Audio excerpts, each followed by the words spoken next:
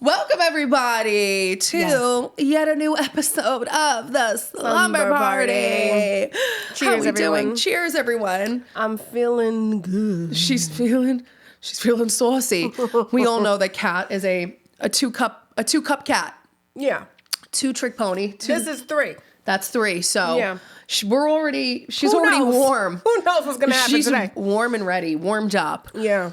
You know? How are we feeling? I'm feeling fantastic. We really do look like a couple of Minnie Mouse Powerpuff Girl. And I love that for us. Girlies in the camera. If you guys aren't See- watching us, like, I'm Bubbles. She's Buttercup. And then we have Blossom here. We don't have a third person. we're here, we're ready to have a good time and entertain. For sure. For sure. That's what I was born to do. Are you not entertained? So, are we jumping into the segments? Light as a feather, stiff as a board? Hop right in. Diving off the deep end. Yeah. My light as a feather is we right now are living in a current historical time. And I just want everybody to know it feels like the 90s are back.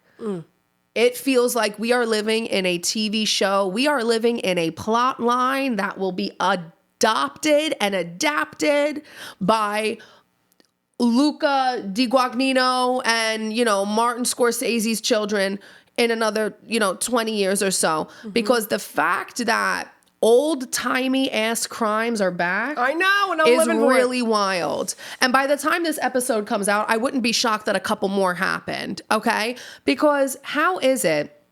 I said, I'm looking at like actual vintage crimes, antique crimes happening in front of me. I was on the subway. I posted a video about this months ago.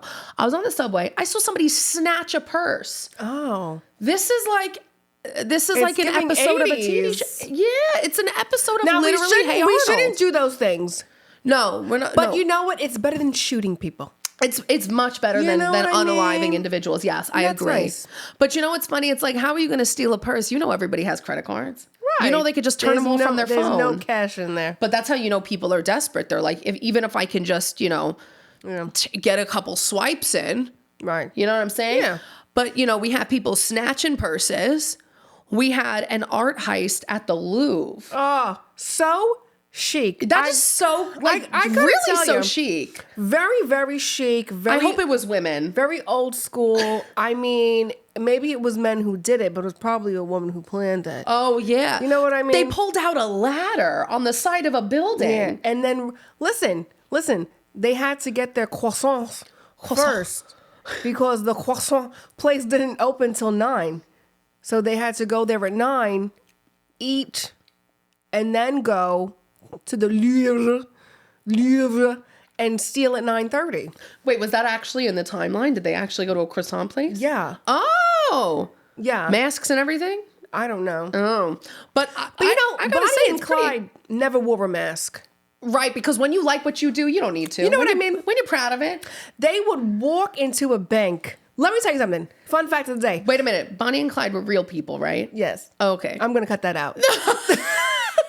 No, because you know why? It's okay. You can keep it in, because the reason why I said that is because when I used to watch, remember those Beethoven movies with the big Saint Bernard? Yeah. They had one that was like all about Bonnie and Clyde. And I was like, wait, I thought Bonnie and Clyde were real. And then when they had it in the movie, I had to go, are they not real? Like Beethoven the dog helped solve a Bonnie and Clyde crime. Sorry. The they're car real. that they got shot up in is like in a museum. I've right. never seen that amount of bullet holes in my life. But fun fact, Bonnie and Clyde, when they would go rob a bank, they would walk in and they'd be like, yeah, you know why we're here, bro. Put the money in the fucking bag. We're on the cover of every newspaper. You know who we are. Give us the money. And people would have them like sign things for them. They'd be like, oh my God, I'm getting robbed by Bonnie and Clyde. This is so exciting. Like, what a time to be alive. Oh, no, it's really giving. Like, I would let them hit me with my car. that like when people say that, I'm like, I would let that man run me over. Not to mention, because, we said a woman, Bonnie was 100%. Oh, she was the brains. Behind. Yeah. Yeah, she was the brains of the operation. Clyde, he ain't so fucking bright. God rest his soul. But, well, you know.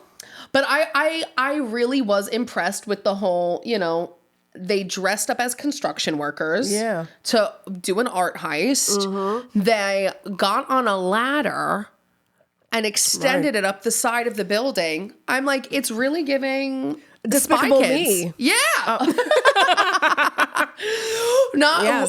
We didn't give a single mature response. Not at all.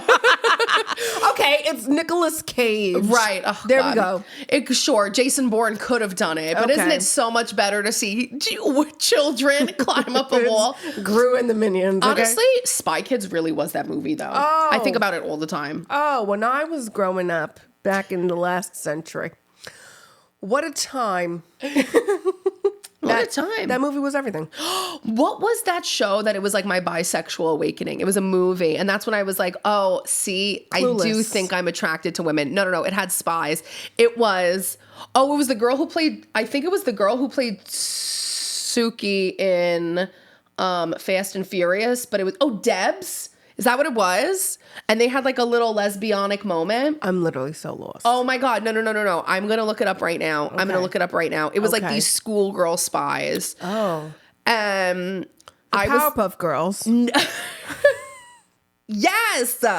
Debs. Show me. 2004. Yes, it was with... Oh, I know this. I never watched it though, but I know exactly what it is. Oh my God. No, it was my sexual awakening. This? Come on. Was that like a choreographed like whole routine? I don't know, but it was like the first time I had ever seen like two girls kiss on camera. I was like, oh, you guys can do that? First time I saw two girls kiss on camera was Cruel Intentions. Okay. Here's another fun fact about me. When I was young, me and my mom, we loved Buffy the Vampire Slayer. Loved it. Buffy, that was a great show. We watched it I think it came on Monday nights, and then Angel came on Wednesday nights, okay? And I was way too young to be watching 90210 and Melrose Place and all the shows I'd watched with my mom, okay? So Cruel Intentions comes out, and all my mother sees on the poster is Sarah Michelle Gellar. And she's like, we love Sarah. Oh. We're going to go see this movie. This is great. Oh, gosh. We go in the movie. I am way too young. I'm still wetting my bed. I'm way too young to be seeing this fucking film. Okay? Oh, my God. And we go in. 30 seconds in the movie, brothers and sisters are fucking. She's doing cocaine. My mom's just like, whatever, we're here. She's going to learn about it sometime. Right. And then Sarah Michelle Gellar and Selma Blair made out. Right. And they won like the Teen Choice Award for like the best makeout. As they should. Because it was just sloppy spit everywhere. Well, let me tell you something. Selma Blair was something. She really was an it girl. Oh my God. Just the face card was crazy. But I will say, it's funny. A lot of people give Jennifer Aniston or Sarah Jessica Parker the it girl of the 90s. No. It's Sarah Michelle Gellar, baby. Oh, yeah. No, I agree. It's Sarah Michelle Gellar. Got to agree. And the girls from Charmed. Come on. Oh. Come on. Don't talk to me about Charmed. That was what I watched before elementary school every day. It was on TNT early in the morning. Honey, it still comes on TNT early in the morning. Please. It's the best. But yeah, I'm loving that I feel it. I feel like we're in a time that is going to be referenced. Yeah. Like that's how I feel really deeply because also not only that, not only the art heist, but the mob was just arrested. That's given 1990s. We are currently in the roaring 20s, the 2020s. We're living it. Feel proud of it, babe. I want my grandkids to be like watching this episode in another 75 years and be like, oh my God, my grandmother was so smart. She knew everything. The New York City mayoral election, full swing, a lot of emotions around it. Yeah. We're not talking politics. We're not a political podcast. But I will say Curtis Sliwa is reminding people of one thing, that we must protect the New York City archetype. Truly. Because he's on that stage and everybody's like, oh, he's a character. He's not real. And we're like, we don't know any people of that age range that do not sound exactly like that man. He is your stereotypical New Yorker. If nothing else, he's keeping the culture alive. If nothing else. You know what I mean? Come on. He doesn't have my vote for mayor. Right. But he's got my vote for like the face of New York. I said make him vibe coordinator. Truly. And he loves animals. I'll give him that. He loves animals. He's a big cat guy. He strikes me as like, I said this on TikTok, he strikes me as the uncle that's like really tough. And then all of a sudden, like you find out he's had a pet parrot named Zachary for 20 years. And you're like, I wouldn't have pegged you to be a parrot guy. Right. I wouldn't have pegged you to have a bird. But like, he's that guy. You know what I mean? Yeah. So I think let's keep the New York culture alive. Yeah. And everybody who keeps saying, like, oh, he's not real. He's just kind of, yes, I know he's a kooky, crazy guy. But he's the fun uncle. he's the fun uncle. And I am excited to know that like people are saying like, oh, we want to keep the New York archetype alive. And I would even go as far to say, anybody moving to New York City, if you plan on having children here, I encourage you, copy our accents. I want your kids to grow up talking like us because I'm sick and I don't have an accent, so girl. No, but I'm so sick and tired of having to go. Fading. Yeah, it's like so sad. I feel like it's like a lost language. I want to walk around and hear young kids talk like us. Talk like old timers. You know, And I don't have to go out to Long Island or Jersey or Staten Island or Yonkers to hear people that speak like me. I want everybody talking like us again. Yeah. You know? So that's my light as a feather is let's keep this alive. Curtis Lewa, thanks for saving animals. And he loves his wife, Nancy. That's what I know. Oh my God. Thanks for keeping the New York image alive. Yeah. Honestly. Yeah. Because it is fading. So we appreciate that. So people can stop saying like, oh my God, anybody who talks like that is faking because it's not real. You're a liar and you don't know anybody real. You're from Ohio. You're from Ohio. Yeah. I said that to a waitress the other day. I was like, yeah, you know, these people, because I thought she was from New York. I was like, you know, people from Ohio come in here. She's like, I get that as somebody from Ohio. I was like, gotta go. So sorry. So sorry. She was like, no, I get it. I don't like Ohio either. I was like, okay. Well, that's why they move. Right? You come here because you don't like your state, and then you got something to say about us. So yeah, that's my light as a feather. Is the 90s are back because that. I don't even want to say the 90s are back. I say we are in the middle of the 21st century, roaring 20s. Welcome it with open arms. Let's get a little crazy. Let's have a little fun. You know, do a little dance, make a little love, get down tonight. You know what I'm saying? Okay. when things go crazy. Right. Art does something magical every time. And this was something I remembered saying during COVID. During COVID, I was saying, you know, and I still say this, and I stand 10 toes down on this. In our darkest hours, we always turn to art. Yes. Right? When you're feeling sad, when you're feeling happy, when you want something to do, when you're bored, when you're this, when you're that, you're going to play music. You're going to read a book. You're going to watch a movie. You're going to want to paint. You're going to do this. Art. Fashion has always been political. You can always tell where we are on the political spectrum according to how people are dressing. Mm-hmm. Okay? You had a lot of people doing the minimalist look. Mm-hmm. And let me tell you something. Colors coming back, honey. Oh, yeah, that's over. Colors and patterns are coming back because art is coming back, and fashion is art.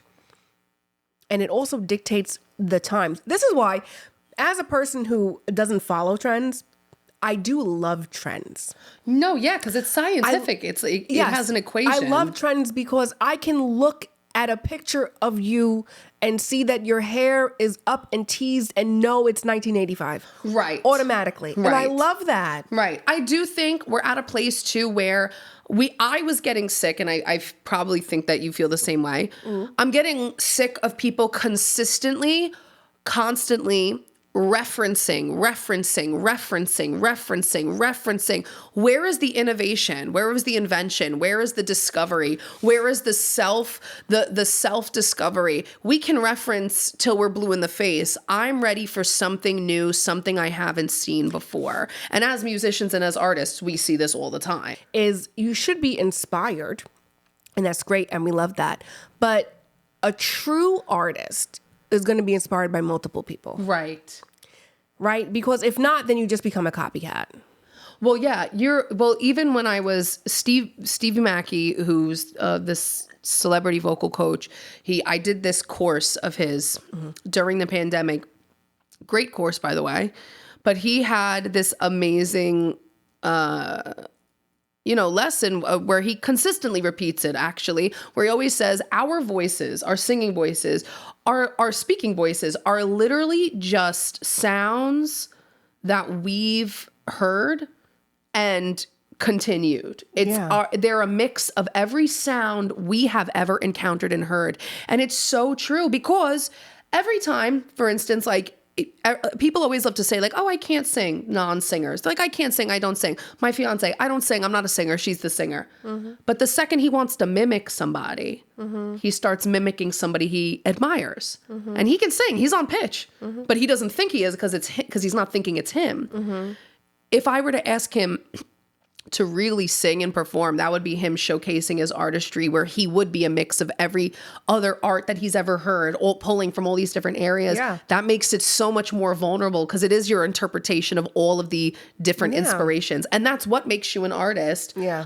I'm excited to see what artists come up with and how they're able to kind of like innovate during this time. Yeah. But I do want to see people like be more vulnerable during this time. I feel like it's taking me to a place creatively where I'm like, I just got to say the stuff I want to say. Like, I think bubblegum pop and bubblegum BS is kind of done with right now. People are over it. Bubblegum pop. No, of course. But I think right now what's because the world is so tumultuous, when people hear songs that are describing what people are feeling about things that are happening, they're gravitating towards it because people can't make sense of it. Do you have a stiff as a board, something that's been bugging you this week? Yeah, my back. My back. I have so much pain. I don't know what's happening now. I think I have a damaged nerve because my left arm is like paralyzed sometimes. Oh. It just gets really numb and tingly, and like I actually have like no feeling in it. This is where I had my spinal surgery on my left side. And yeah. Whoa. Just constantly cracking. Super cracking it. Yeah. Dang. But like it gets like really hard to sleep. So that's literally my stiff as a board because my arm is like, Speaking of hard to sleep, I definitely have to get a new mattress because my neck, I feel like for the last 6 months, I've been constantly cracking my neck like crazy. You should get a Tempur-Pedic pillow. Oh, probably. That's probably what I need. But the thing is I like to be frigid when I sleep. I need to feel like I'm in a tundra. Okay. Yeah. So I don't like anything that's too warm. Yeah. So it doesn't warm up. Okay, good. It like melts to your head shape. Okay. Yeah. Sometimes my bed is Tempur-Pedic. Oh, okay. Cool. And so is our pillows. Sometimes I feel like Tempur-Pedics get too warm. I'm like, no, those are the ones. And Dana was where a you can furnace. Like change the temperature on it. You can't change the temperature on my bed. Oh. I'm not that fancy. Especially I sleep next to Dano, who like it could be 30 degrees outside, windows and back door open, and he's dripping sweat. We have to change sheets and buy new sheets and throw these sheets out. He's like, we'll wash them. I'm like, dude, after the third wash, it's getting thrown out because he sweats so much in his sleep. Oh my gosh. Like, we have white sheets and then his side is like, I see sweat stains. I'm like, this is disgusting. And you don't cut your toenails. It looks like you're fucking the Wolverine at the bottom of the bed. Please look at my toes right now. Your toes are really cute. Diana, look at my feet right now. You've never seen me without socks, Cap. There's a reason for that. Don't talk to me about feet. I look like I'm Bigfoot. I look like I am Chewbacca's like ancestor in the future. My feet are disgusting. My feet look like walnuts. I don't want to hear it. I don't want to hear it. Okay, I'm so happy my man loves me for my personality because you watch those. Okay. Can we talk about the show where they pop the balloons? I've never watched a full episode. Oh my God. I've never watched a full episode because it triggers the shit out of me. I just watch clips. Yeah, I see clips on TikTok. I would not survive. Everybody would pop their balloon for me. Everyone would pop. If I go out there toes out, The way that these Not the toes out. the way that these men are like, I don't like the way her knees look. They're looking at me, and they pop their balloon. I'm like, literally, Mind you, they're always like the ugliest fucking men. oh my God. I'm like, death, Wendy Williams, death to all of you. Like, they're like, oh, I saw her toes, not my style. I look at this woman, stunning, the most gorgeous feet I've ever Bro. seen. I would lick them. Like, There was one girl I saw, can't. her voice was like very like sultry and like deep, and every dude popped their balloon and saying that like her voice was too deep. And I'm like, ew, I think her voice is so sexy.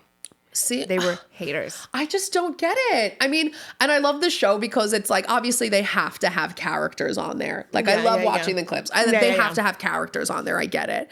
But after I need to like actually like watch the show because the clips are hysterical. ridiculous. Yeah. Really hysterical. But I see a woman, she walks up, she's delectable. I'm like, I would lick you toe to tip of your head.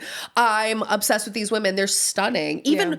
and like a woman goes out there who's not, she'll be like just like a regular beautiful woman. But because she's not like Miami swimsuit model beautiful, they're like, oh, she's just not my type. I'm like, give me a break here. Give me a break here. And then you start asking them questions about what those men do, and they're like, I work for myself. I hustle. Give me a break. Right. Give me a break. Mind you, the men again, not attractive. Again, not attractive. Like, please. Blows my mind. Blows my mind. And I just want to say to everyone, be like, oh, looks don't matter. You have to look at the person every day. True. I have to look at you every day. I will say though, my thing is whenever I hear men say like, well, women are they're so picky when it comes to men. You have to be this tall and you can't look like this. I'm like, let me tell you something right now. If there's one thing about women, we will always date ugly men with personality over pretty boys that have the personality of a cardboard box. I have never known a woman that has not dated a ugly looking Ogre. Quasimodo looking ass. But you know what? Great personalities. I know I sure dated one. And you know what? He had a good personality until he didn't, and he deserved to absolutely get his jaw broken. But I will say, literally, I don't want to hear, oh, women don't give guys a chance. Every girl I know has given an undeserving man 10, 15 plus chances. Don't tell me that ever again. How many times are guys like, the same dudes too will be like, men aren't meant to be monogamous. It's just natural for men to cheat.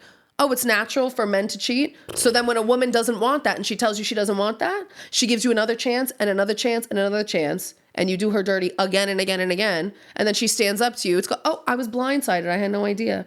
She just was ungrateful. Yo, don't tell me nothing. Every time a woman is divorcing a man, he's like, it came out of nowhere.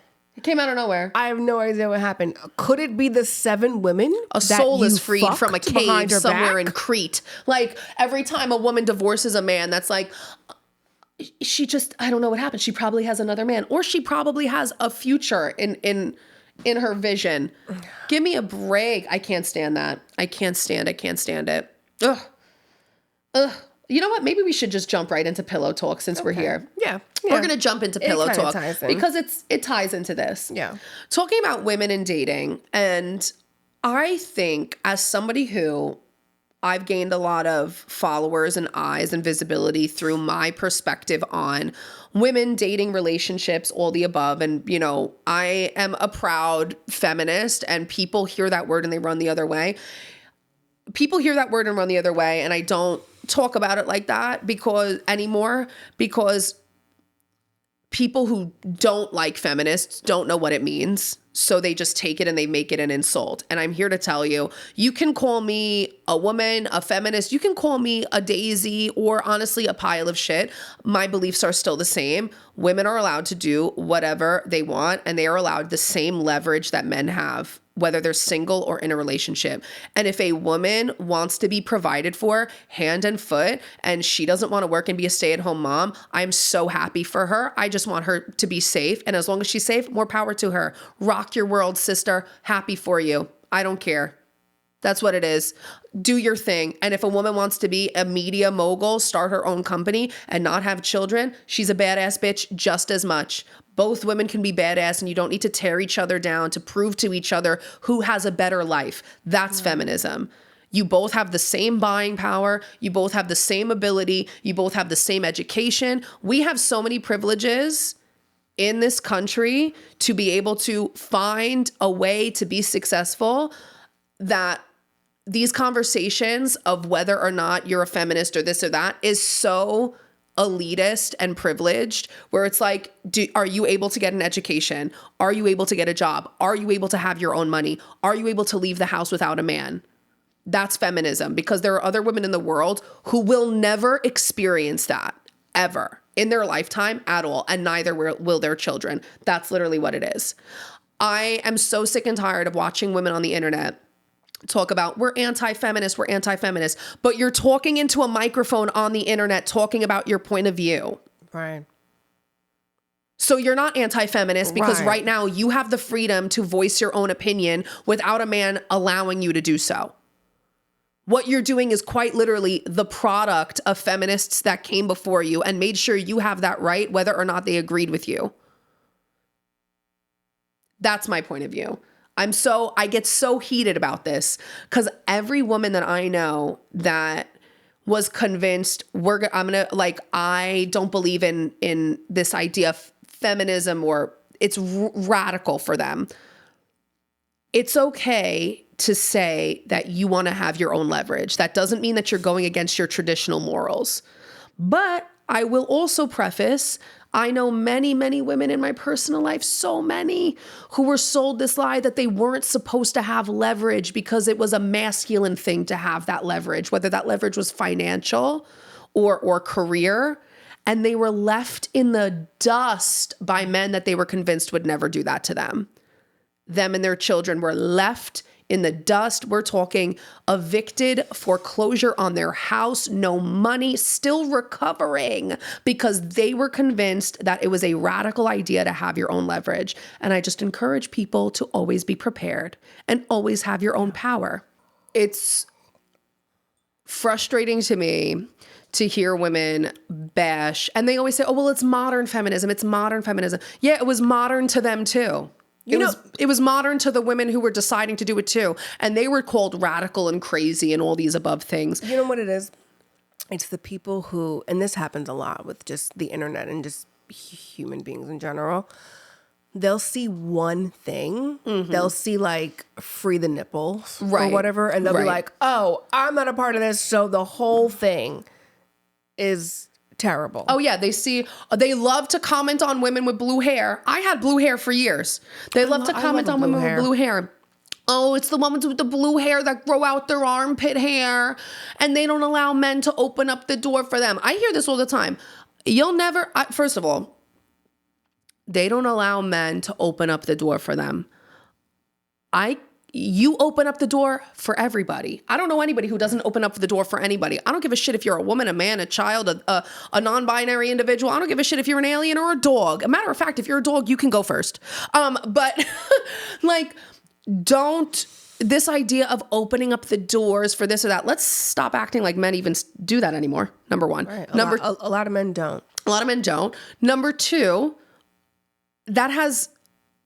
you're equating with like a societal norm based on literally the wind opening up a door in comparison to a woman's right to have her vote, a woman's right to own a credit card, a woman's right to be able to have a bank account and buy a house and leave her abusive husband and still provide for her kids. And start a business. Like, it's not even comparable. Every single time I hear people talk about dating and how you need to date within your gender roles. I'm like, you can still date within your gender roles, and that does not make you anti-feminist. That's okay if you still want to be provided for, and you want a man that's super, wants to fix the house and does blue collar jobs and white collar jobs. It's fine. That doesn't mean that you're anti-feminist. You just don't want to be a part of something that you think clumps you together with some girl in your mind that you've created an AI creation of a woman who has blue hair and hairy armpits. Like, that's the whole reason. Because I'm like, what do you mean? You know what? This brings me to, and me and you have talked about this. There's an old TV show from the 60s. It's called Bewitched. And the show is so interesting. The show aired during a time when women were fighting for their rights. Mm-hmm. And in this show, you have this character named Samantha, who is a witch. And her whole family are witches and stuff. But she's got blonde hair and blue eyes. She's a white girl. She's your average girly pop, right? So she doesn't look like the cartoon version with the long nose and the big hat and the green skin, et cetera, et cetera. So her husband obviously had no idea. So after they got married, she's like, look, by the way, I'm a witch. And he's like, I actually don't like that. I actually hate that you have power. I actually hate that you have more power than me. Right. So the entire show is based around this man, Darren, who feels emasculated by this woman's power and just tries to make her mortal, right? So, on the previous episode, we talked about, working smarter and not harder, et cetera, et cetera. Darren didn't like that, okay? If the house needed to be clean, Samantha could just wiggle her nose and it was clean. Darren's like, ain't no wiggling no noses up in this fucking house. You better get on your fucking hands and knees like Cinderella with the fucking toothbrush and clean this fucking floor. Anytime she used her powers, he would get pissed unless he needed her to. Right. Then it was okay. There is an episode where Darren actually says out loud that he feels emasculated by her powers. And it's when she zaps up a fur coat. He said, I can't get anything for you that you can't get for yourself. And he hated that. And I think the timing of the show is so important. I think the writers, the people around, the message of the show is, hey, we as men know exactly what you're capable of. We know how powerful you are as a woman. We don't like it. Right. We feel emasculated. Right. So I'm going to need you to calm this shit down. Samantha's whole character was her being like, I want to be a housewife for my husband. I don't want to use my powers. I want to bake a cake from scratch, even though I don't know how to bake a fucking cake because I'm a witch. And since I was 3 years old, I've only wiggled my fucking nose. Right. It wasn't about, real having fucking like Matilda type of powers. It was about the fact that women are capable of so much more. And the men are pissed. It's amazing to see. That was in the 60s. Yes. And right after that came I Dream of Jeannie, which was pretty much kind of the same show, but she was a genie and she called him Master because she's a genie. And she could make all his wishes come true. But again, it was this whole like, well, you're a genie, you do as I say. But again, it was this powerful woman. And as powerful as she was, she has to do what the man says. Right. And the point is, the show came out at a very specific time when women were fighting for their rights. And here you had a character who was a witch and all powerful saying, no, I don't want any rights. Right. No. It's almost as if it's like still, it's like turning yourself into a damsel in distress, turning yourself into a, it's this idea of shrinkage in a way. But Yes. my qualm with this is like, that was the 1960s. We're in the 2020s. This is 60 years later. We're still having the same damn conversation. I know. And it's frustrating to me that when I listen to men having these conversations, or I have these conversations with men, it's this, oh, well, women don't want us. Women don't want this. They want to push us down and push us down. So like my friend, a mutual friend of mine, Taylor Perret, who is awesome, and you guys should definitely follow her. She's a great New York City socialite. She was kind of on this like street side interview where they asked her like, what's going on with like women and guys dating? And she just basically said it kind of feels like women are kind of having this awakening and men are staying stagnant. And she continued to say like, it feels like they don't listen to what we're saying. They just kind of want to, you know, like they don't want to listen to what we have to say. They don't understand our boundaries, and especially when it comes to sexual health. And they kind of talked about condoms and things like that. I went to the comments, and the amount of angry men in these comments that are like, you know, just degrading her appearance, talking all kinds of trash about her. I need to know what about that was so offensive, because for me, she was talking about it feels like they don't listen to us. It feels like they don't recognize our boundaries, especially with sexual health. The interviewer then goes on to say like, well, and why don't they want to wear condoms? And if you're arguing these things, it makes me feel like, what are you defending? Mm-hmm. If you don't want women to feel sexually safe, if you don't want to listen to women, if you don't want to respect boundaries, it leads me to think you're defending the opposite, which to me sounds pretty criminal, mm-hmm. for lack of better terms. I go ahead and I reply. In these comments, I said, so many men in these comments that are proving her point. A couple of men replied to me, and I just want to read what I had said because it seems to get them extremely angry. They took what she said as them dishing on their self-esteem. So they said, oh, well, if you're going to come for men's self-esteem, don't be surprised when we fight back. And I said, self-esteem has the word self in it, because it is your own self-responsibility. But wait, what does your self-esteem have to do with you wrapping it the fuck up? They think anything a woman has to say bad about them is an attack on them. They're not listening to the context. They're not being able to actually critically think about what she's saying. All they hear is women versus men rather than woman versus bad men. And I'm like, you can differentiate between the two. I love men. Have loved men, have had fun with many a man, sold my idea on men with one man, love this one man, adore this one man, would literally die for this one man. I have no problem with men, adore men.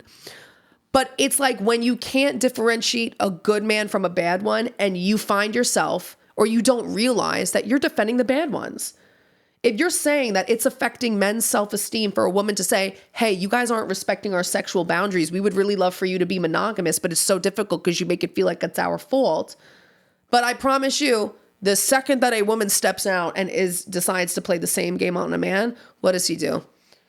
The second, if a guy's cheating on a girl, we all know this. If a guy's cheating on a girl, she takes him back, she takes him back, she takes him back. Mm-hmm. The second that she's like, I'm done with this, I'm going to have my fun. Oh. Death. All hell breaks loose. The chasm of earth has opened up. It is quite literally Breaking Dawn Part 2 of Twilight. People are falling into the deep end. Mm-hmm. He's calling your mother. He's threatening to off himself. He's calling your job. He's emailing HR. It is the end of the world when you try to pull a him on him. But my thing is, like, if you get offended by that and you're trying to defend these men, I think you're just defending yourself. Oh, 100%. You're airing your shit out. It's kind of like, you know, when we talk about older men who go after younger girls and they say things like 18 is legal. Oh, God. And okay. If a law wasn't there, it wouldn't matter to you, would it? So if 12 was legal. Right. You'd be like, she's not a child. 12 is legal.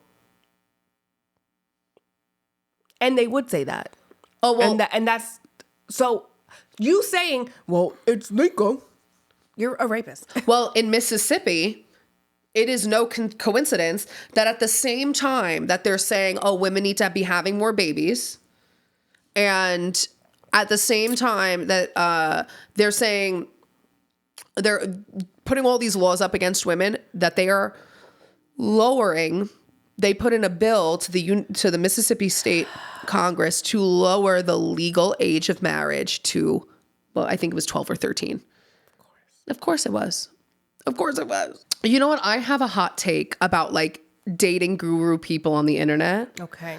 And I think that the people that seem like they would be the most opposites would probably be the best matched. The guys on the internet that are so obsessed with like, I have to be a man and I have to pay for everything and you have to cook and clean and take care of the house and do all of these things would be the perfect match for the ladies on the internet that tell all the girls like, only date a man for money. And when you get there, like, this is what you're going to do to meet this type of guy. And when you have a rich guy, like, you know, you have to do X, Y, and Z. And even though they like cosplay themselves as whatever, and they act like they hate each other, they'd be a perfect match. Men are like, well, we don't want to be used for money. And I'm like, yeah, but that's what you're selling yourself as. And women are like, these same ladies are like, well, you have to know what you're getting when you're dating only for money and just use him for X, Y, and Z. They'd be a perfect match and they act like they'd hate each other. But I'm like, you guys kind of sound like you'd literally fall in love in a second. And by love, I mean, never see each other and just use each other for each other's resources, which is exactly what you want. I was going to bring my grandparents for it. Into it, but they're not that. But it was just the fact that my grandfather was very like, I don't like women to wear makeup. Women shouldn't cut their hair. Women's skirts shouldn't be this. Women's heels shouldn't be this, blah, blah, blah. There's no picture of my grandmother where she's not in full blue eyeshadow. Whoa. Blue eyeshadow is like for okay. How old was she? 20, 30, 40, 50. I love that. It's just, she's very consistent, okay? Skirt up her fucking ass crack. Let's go. The skirt was so short. The heels were so high. Let's go, Nana. Everything my grandfather said he didn't like, my grandmother did. Okay. Because he's a liar. God rest his soul. Uh-huh. But when they be like, I don't like that, they love that. Oh, yeah. A lot of it is like what they don't like because of what they think their boys are going to think. You know what I mean? That's why, you know, that's what it is. I just find it so funny. Like, we're a society that's so obsessed with like how we date, how we find love, how we do this, how we do that. And I'm like, nobody ends up following that shit and being happy. If you go and you follow the money and that's what you want, and maybe let's say you're asexual and you're like, I don't really like sex, I don't really like people, but I just want to be stable, more power to you, sister, brother, whoever you are, go for it. But let's not, like, the way that people have these conversations, like we were saying earlier, when you find somebody that matches your energy and your mind, somebody that can stimulate you, 9 times out of 10, you're not really going to give a flying fuck how tall they are or what they look like or what her toenails are painted or if she's got fake tits or real tits. Like, you're not going to care. If she can make you change your mind in any way, if he can make you change your mind in any way, that is going to be the most attractive thing to you, point blank, period. I will die on this hill because I've seen some pretty gorgeous people date some pretty ugly mother truckers and take some heavy loads of donkey doo-doo in a relationship day in and day out. Why? Because they believed in that person, because that person was able to change their mind on something. I'll die on this hill. I see so many women that I'm like, why are you with him? Date me. A fully engaged woman. Date me. Let's make out. Yeah. That's what I'm saying. I get it. And everyone's a little gay. Let's get on that. Oh, speaking of that, let's go into that. Don't mind my boobies. Everyone's a little gay. And the men. I'm not talking about only women. And the men. Hi. Speaking of everyone is a little gay, I just want to say something on this. Okay. Well, I'm going to take it back and then I'll bring it forward. Here we go. I used to teach dance. Okay. And I remember I had this one student who was a boy. His sister was in the class, so he wanted to be in the class because he wanted to be like his big sister. And his mom came to me and she goes, so I think my son's a little gay. He wants to join the ballet class, so I'm going to let him, da-da-da. First of all, I don't care. I just want to make sure he does the fucking moves right, so everyone is like, Kat's a great teacher. That's all. I don't give a fuck. what your kid is. Also, he was like 6 years old. The kid, after working with him for like a month, I was like, yeah, this kid's not gay. He, one, admired his older sister, and two, was obsessed with anatomy. So I was like, this kid will probably grow up to be a doctor, maybe a gyno, hopefully not a creep, you know what I mean? Because he did love to look at the girls. But he's not gay. But let me say this. Whenever a man is interested in sports, right? He's out on the field, he's slapping ass, he's taking showers with men, and everyone's like, this is masculine. Sports is masculine in the sense of it's what other men want to see and it's entertaining to them. But every time a man goes into the arts, he's gay. Right. Let me tell you something. I don't care how many, and I used to be engaged to an NBA player. It don't matter which one. Because I don't know what the fuck he did. I don't know, because I don't care. You know why? Because a motherfucker with a guitar is gonna always win. Let's say it. Come on, let's over talk somebody about it. that's got championship rings and he ran this far and he dunked this and he threw this ball. Oh, that's so true. Write me a song. Paint a picture of me. Oh, it's the truth. Hello? Oh, it's 100% true. I'm telling you right now, your artsy fartsy son is gonna get way more bitches. You gotta teach him to wear condoms immediately because the second girls find out he can sing or dance or do anything artsy, Please. it's over.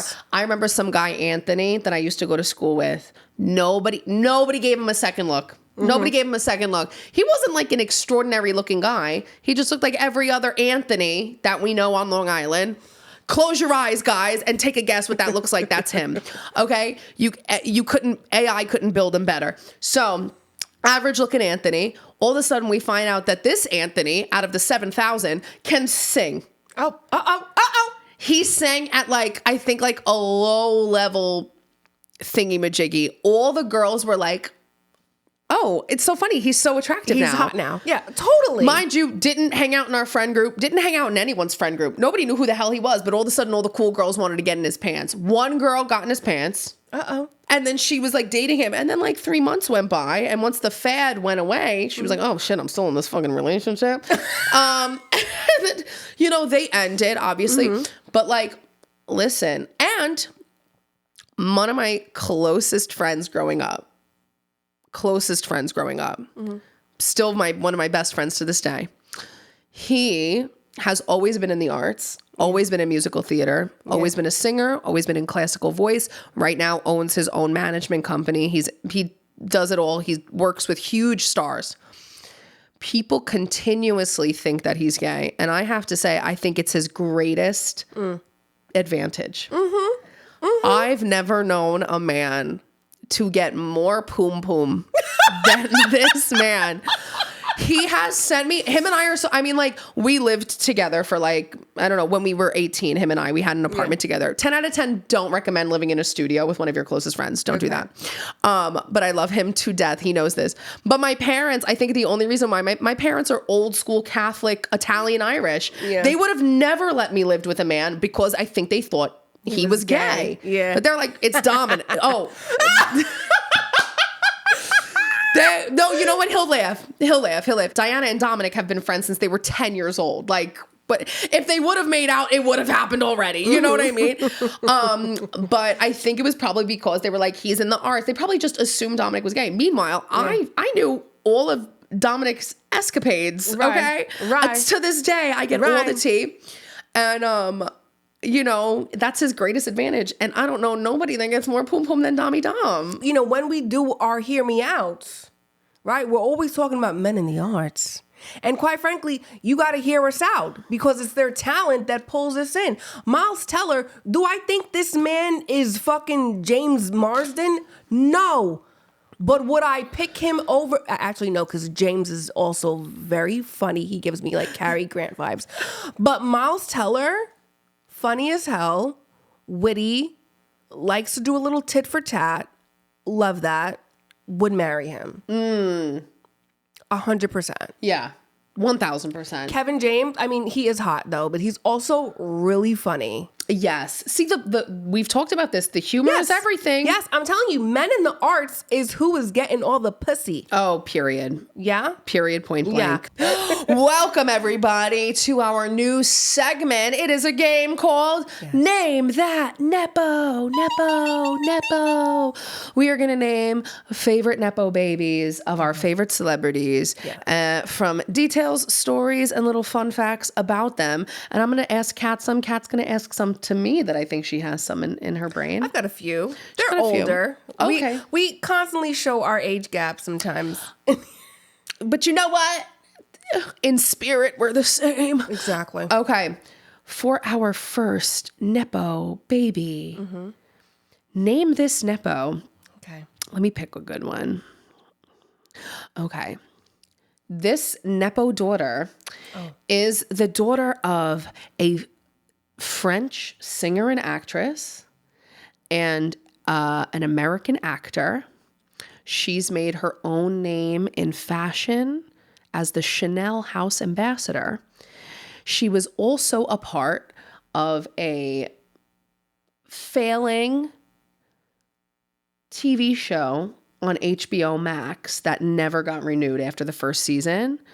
She often references her mom's 90s style. Oh, Johnny Depp's daughter. Yes. Yes. Yes. Lily Rose Depp. Yes. I was going to say Lily Depp Rose. Good night. Lily Depp Rose. Okay. Daughter of a musician and an actress of a popular television show with a big family. I want to say in the 80s and 90s. I would describe her as like very artistic and independent. She has been married before. Is she in her 40s? No, I wouldn't describe her as in her 40s. I would describe her aesthetic, or this would describe her aesthetic as she kind of gives like museum art, rock, sometimes a gender fluid style. She just dated a very popular actor. They were in a movie together. Her father is a popular musician. Her mother was kind of like the hot thing of the 90s. I'm stumped. Her mother was, this one's going to give it away. Okay. Her mother was married to, I don't want to give the whole thing away. Her mother was married to a man who played a superhero. Lisa Bonet. That's her mother. Zoe Kravitz. Yes. Name that Nepo. Zoe Kravitz. All right. Well. Name this Nepo. Go. Oh, hit me with it. But see, I know all the old people. Okay, well, let me see if I can get it. His mother was on a hit TV show in the 70s, and then he became a rock star in the 90s. And he married a TV show actress from the 90s. Oh, hold on. And now they have a Nepo baby daughter, but he's a Nepo baby. Okay.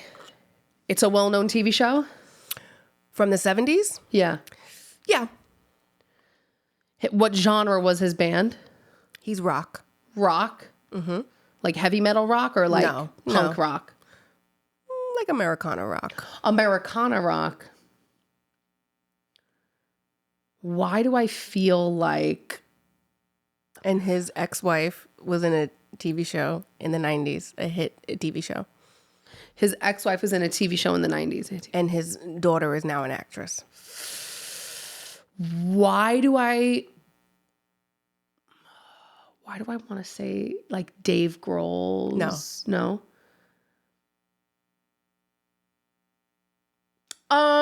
Is it? No. It's not Seal. No, it's not. I'll give you like a huge hint. The person before was his daughter. The person that you named. Was his daughter? Yeah. The Nepo baby you gave me was Zoe Kravitz. Yeah. Her dad. Yeah. Lenny Kravitz. Yeah. That's the Nepo baby. Lenny Kravitz is the Nepo baby. Yes. What? Yes. Wait, so then who's Lenny Kravitz's dad? No, his mom. Oh, who's his mom? She was on the Jeffersons in the 70s. Give me another one if you have another one. All right, I'm going to give you like all the old people. Okay, let me try. Let me take a whack at it. Okay. This guy, he's an actor / comedian. The Nepo baby is an actor. Yes. His parents were also comedians. His dad was in Seinfeld and in King of Queens. Ben Stiller. Yes. Yep. Yep. I freaking love me some Ben Stiller. Me too. I love me some. Also, they're the original Ben and Jerry. You know what I mean? Oh, true. Isn't that cute? I love that's their names. Oh, I'm going to give you a good one. Okay. Okay. Think current. Okay. Current. Like a young broad. Yeah, like a young broad. Like how old? Less than 40. Okay. Okay. Okay. So, okay. This Nepo baby starred in a very racy saga. Very racy. Famously kind of had a, uncomfortable moment with Ellen DeGeneres. Dakota. Yes, Dakota Johnson. Okay, Nepo baby, old people edition. I'm going real old. Go old. She's old. Oh. Her dad was an actor, and then she became an actress, and she's been an actress for decades. Not only is she an actress, but she's also an activist. She's been arrested a few times for her activism. Okay. She's old. Is it Jane Fonda? It sure is. Yeah. I'm going to give you name that Nepo. She Okay. is the daughter of a very, very famous director. Little side note, director of one of my favorite films of all time. Her cousin does not like to go by their last name. Her cousin's last name is, fake last name, is Cage. Her father is a very, very famous director, created one of the most famous movie franchises of all time. She has a long line of family members that are now in the business because of this. She also became a director. Her father, I'll give you another hint. Her father also makes wine now. Are we sure I know this person? I'm sure you do. You got to. If you know all the other people, I know you know it. I'll give you. Who are you, person? I'll give you one more. Reveal yourself. I'll give you another hint. Okay. She famously Okay. was in the last installment of this famous franchise and ruined it. Oh. She became a director. Her father was a director. Was he like a Marvel director? Like Marvel movies? Yeah. No. We're talking old. We're talking before the year 2000, before the 21st century. Do you want me to tell you? Yeah. Sofia Coppola. Oh.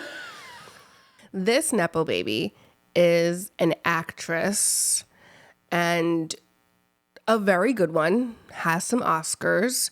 Her daddy is also an actor. She hates her dad. Oh. Angelina Jolie. Yeah. Okay, so here's my Angelina Jolie story. Pretty sure she has like a restraining order on me now. So So Caleb and I have a mutual friend with Angelina, and the friend was having a housewarming party. So a girl walks by me. Now, I've been an Angelina Jolie fan my whole life, okay? Gia, like I was every movie. Girl Interrupted, come on. Every movie I watched it, me and my mommy, you know what I mean? So I saw some girl walk past me. Long, dark hair, very slim, YSL bag, very, like chic, like Upper West Side kind of outfit, and tatted up. And I was like, I know those tats.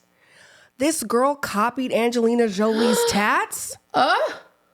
And then I do another take and I realize it is Angelina Jolie. Wow, just out here raw dogging life in public? No security? No security. Well, this friend lives Ange. This friend lives very, secluded. So she looks at me, I look at her, she smiles at me. I said, okay, this is it. I'm gonna make my way over in 2 seconds. But then I didn't have the balls. So then we make eye contact again. She smiles at me again. And then it happens a third time. I said, this is Morse code, BFF. She wants to be my friend. She wants to be my friend. This is Morse code. Yeah. I said, oh my God, we're going to be besties. And then the friend had like food out as like a buffet. Right. So everyone was just kind of in line, and Angelina was just standing there in line, regular, waiting on her turn to get her food, yada, yada. And I'm standing directly behind her. I know she could feel me piercing through her fucking soul. Listen, I was energetically. I was like this. Mind you, I want the people to know. The first celebrity I ever met in my life was Prince. I was 3 years old. I've met Mariah. I've met Britney. I've met name your fucking favorite. I've met them. I have speechless. Oh my God. The aura I just know that bitch's skin is insane. I just can tell. She looks like she doesn't drink anything but like water from leaves. I know. She had no makeup on. Oh my God, of course. She had no makeup on. Still 100 on a scale of 1 to 1. Listen, I'm a 2000s baby. I'm a late 90s baby. So maybe I don't know. But from my perspective, I'm saying from my perspective. Okay. It looks like she was the reason that it went from like the obsession of like the major mainstream girls going from really thin lip liner to this big voluptuous. All the white girls now wanted to get big lip injections because everybody wanted to look like Angelina Jolie. Yeah. She changed the beauty expectations and standards for the basic girls. And let me tell you something. Have you ever seen her mother? That's a twin. Oh. The father, the sperm didn't even go through. It was just her mother. He just gave it a little tap. He just pushed it along. What's the proper term? Parenthengeosis, the thing where you can like don't ask me that. Replicate yourself. It's that. That's cloned it. Yeah. Oh God. Yeah. What a gorgeous woman. Yeah. Really. Stunning. But really. Yeah. So throughout the night, I just kept staring at her. And Caleb was like, you're staring. I was like, no, I'm not. He was like, you're staring. It's getting weird. He's like, I've never known you to like not go up to someone and be like, hey, I'm a fan. I just wanted you to know. Oh my God. And I was like, I can't tell her that I'm a fan. I can't do that because I want to like actually like be her friend. So like it's different. Right. Oh no, that's real. It's different. That's so real. I'm like, no. That's so real. I'm like, I need her to come to me, you know? and then I saw like people like going up to her and I was like, you don't want to be another one of those people. I don't want to be that. But right. I was doing something way worse, which was like staring through her fucking soul. So she probably has a restraining order on me. Angie, I'm so sorry, bestie, but I do feel like you did want to be my friend because you smiled at me 3 times. So listen, it is really like, I feel like New Yorkers also, we know the code of how to approach people. For sure. Of notoriety. Yeah. Because let's be real, New Yorkers, everybody knows somebody or is somebody in the city. So it's like you're not going to flock up to somebody. That can be a segment on another episode where we're like, how do you approach people of notoriety in New York if we're going to give like New York City tips or some sort? Stop running up to people acting all crazy and then being like, they were mean to me and then making a TikTok about it. You freaked them out. No, my favorite is this. It'll be like, I tried to say hi to so-and-so and their security pushed me, so they're mean. so-and-so didn't even fucking see you because Right. the security kept you away, you dumb fuck. But that's why when I made my video about J-Lo, I never said that That's J-Lo... who I was talking about. I never said in my video about J-Lo, I never said that J-Lo was mean to me. I was like, J-Lo never was mean to me. Her team was nasty to me. Yeah. Her team and her security guard wanted to literally fuck anything that moved. He was like, this is Jennifer Lopez's card, and what are you guys doing later? Like, I always said J-Lo was not, though. Everyone said like, oh, well, the fish rots from the head. I'm like, I hear That's you. actually not how that works. I'm Not, like, not in entertainment. Not in entertainment. I'm like, Yeah. I get what you're saying, but you don't know how like the person in the center can actually be really sweet. The people around them can be cutthroat. Yeah. I didn't find J-Lo to be nice or mean. I just felt her to be neutral because she knows she's J-Lo and she's like, I don't know what these people are going to think about me, and people are probably going to take something and run. That part. You know, Yeah. I didn't find her to be any sort of way. I did, and I will say this 12 times over, her team were the nastiest bunch of fucking twats I've ever met in my life. They were so rude. They were so rude to the point where J-Lo stuck up for me.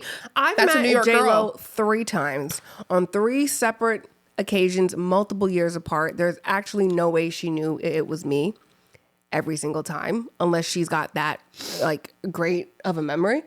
And she was nice every time. Yeah, you know what? I have to believe that people's stories about her are probably because she's more. Sure, everyone can have a bad day, For sure. But I do think that like, at least the way that I received her and the way that I feel like it's more her team makes her. It's more like she's gliding on top of the ground. Like her team is telling her where to go and what to do, and she's kind of going by their lead. I don't think that the fish rots from the head in that. I think she's actually maybe a little bit just detached from everything. She gives me detachment, personally. She's very detached, but I also and when you're feel detached, you don't come off warm, no matter how hard you try. I feel like, but you know what? John Mulaney, who I also would marry, yeah, I would fuck that man. for sure. He gives musical theater. You know who he looks like? He looks like that dude from Glee. I don't know Glee. Oh, okay, never mind. I did not watch Glee. The people that watch Glee are going to say that what I just said was absolutely insane. I think he gives the dude from Glee that, was he in a wheelchair? Let me just check that. So something he said in one of his stand-ups, which is so fucking true. He was like, when he worked on Saturday Night Live, people would always ask him like, oh, is this celeb nice? Or is that celeb nice? And he's like, maybe for who they are. He's like, but not unlike, you know, like the average person niceness. But he's like, but you have to think about, you know, if Mick Jagger has been famous for 50 fucking years, he's not coming in the room saying, do you have a laptop charger that I could borrow? Like, it's just because he's been fucking famous and people have been fawning over him and fainting and kissing his fucking ass for 50 years. Right. He's like, so it's just a different kind of kindness based on the type of life that they're used to. Based on the type, I mean, Right. everything becomes more immediate. Right. I mean, Gwyneth Right. Paltrow actually said something, because Gwyneth Paltrow has quite a rap sheet. There's another Nepo baby. Yeah. Oh, yeah. Gwyneth, but you know, that's a Long Island girl right there. I mean, you'll never hear it from her, but she is a She's Long from Island. New York? She's from Long Island. Her father was a Brooklyn man, and she grew up in Baldwin on the South Shore of Long Island. Or I don't know if it's Baldwin or RVC, Rockville Center, but whatever. She gives Arkansas. She does give Arkansas. No, but see, she's got an edge to her that to me, I knew she was from the East Coast. She's just got an edge. So she was talking to somebody. I don't know if it was Jimmy Fallon or maybe it was Jimmy Kimmel, but she said her dad was telling her like, you're kind of an asshole and like you're being an asshole to people. And she said, you know, for so long when people are just kind of like at your beck and call, you don't realize.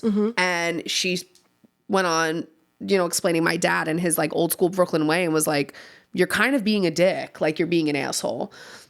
And that's why you got to keep real ass people around you, because Right. God bless, you know. Right. Keep those vagina candles coming though, girl. I know that made you really rich. Good for you. But- I always love to see a woman win. But yeah, I can't imagine being famous for, like, you have to think about J-Lo's been famous for a very long time. Like, she doesn't really know any other lifestyle. It's like Britney, Beyonce, Michael Jackson, like Janet Jackson. They've been famous since they were fucking kids. Yeah. I remember when Christina Aguilera first came out and everybody said she was a brat. She's a bitch. Yeah. And everyone now is like, she's nice, but her team sucks. Right. And people didn't understand the difference back then. Right. But I think you got to put some perspective on this. If you came out as a singer, and you're 16, 17 years old, and motherfucking Patti LaBelle is saying you're the best of your generation, and Whitney Houston is saying she don't want nobody else to sing her songs except for you, you wouldn't be a cocky little cunt? Oh, you better attach me to some freaking rope because my ego is through the roof. I'd be fucking insufferable. In fact, oh my God. I'm surprised Christina wasn't worse. I'd be like, I'm sorry, did you not hear what Whitney said about me? Right, period. Hello? Period. Thank you. Well, that's why Ariana Grande gets the same diva. She used to, they had this big thing that happened when she was in Australia at one point because everybody was like, oh, Ariana Grande, her team's a diva. And it turns out a lot of it came from Ariana's, the sheet that you give people. What is the sheet? You know what I'm talking about? The sheet. Your like needs and wants. The needs and wants, the request sheet. What is it? There's a name for it. The needs and wants sheet. I forgot the name for it. When you give a sheet, when you're booked for something, you give a sheet about some stuff you want in your dressing room, stuff you need. Like Mentos, water, chocolate, Red Bulls, yada, things yada, like that. Yeah. So I would have all the Red Bulls. Yes. Jimmy Fallon, telling you right now, baby. I need the Red Bulls. Period. I need Mentos. And that part. put some cartoons on the TV, and I'm good. So she got a bad rap for that, but I was like, I knew that sounds like her team. People are saying, oh, she wants this type of Sour Patch Kid in her dressing room.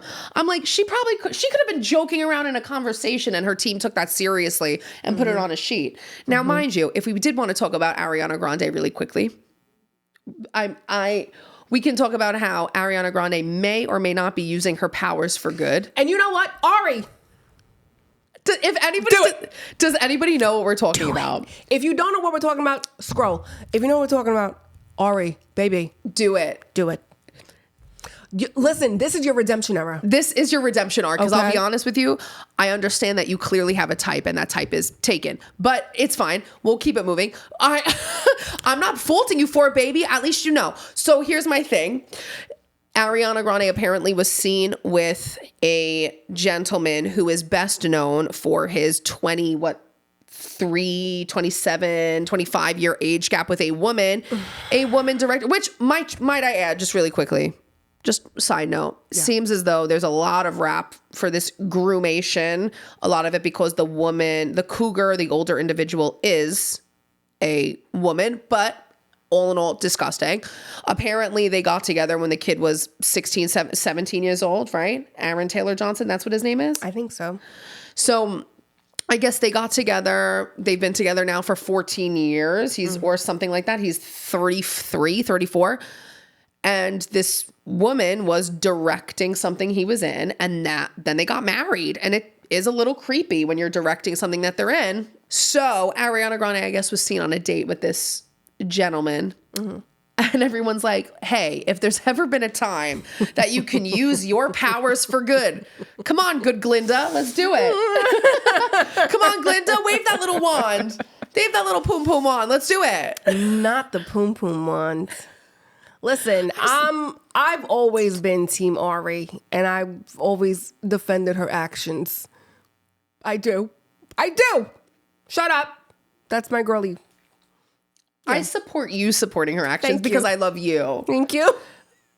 I think I think she has a type. Honestly, guys, just to let you know, if we are cutting a lot of this episode out, but it's for your own good. You're not ready to know all of us yet. Right. Okay. It did get we very Wendy Williams here.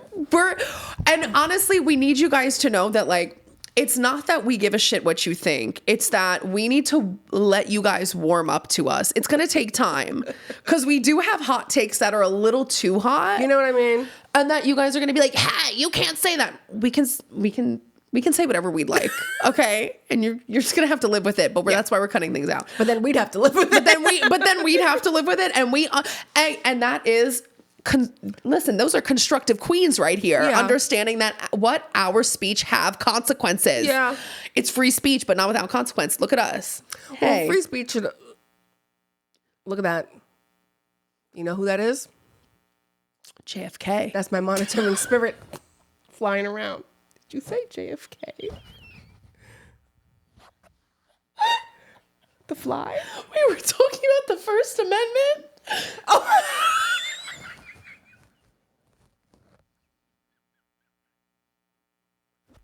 I don't think he's the one who did the First Amendment. I know, but I just thought about like spirits and like the JFK. the commandments, the Bill of Rights. Another fuck boy. God. Another one. You're literally crying right now. That's actually so funny. You know, we just talked about Marilyn a lot. We're talking about JFK. But yeah, Ariana Grande, go do something hysterical right now. You have the opportunity, baby. Oh gosh, what an episode. Truly. What an episode. Anything else we want to add? I don't even have words of wisdom for you this I week. don't know what I have, but I feel No like I'm nightcap. loopy at this point. Same. I've had way too many glasses of champagne. Suit yourself. I can go for one or two more. I might go for one more, but that's my problem. I'm not driving you home. I'm going to make Caleb do it. It's okay. It's okay. All right, guys. Well, we love you so much. We love you. We hope you enjoyed this extreme mess and chaos of an episode. Also, I'm schwitzing. Please. Schwitzing. Oh my God, that's what I'm gonna go do this weekend. Sweat? No, I'm gonna go to my favorite sauna. My favorite But you were supposed bathhouse. to tell me about it, and you still didn't tell You me. have to come and- with me. Well, but you're going without me.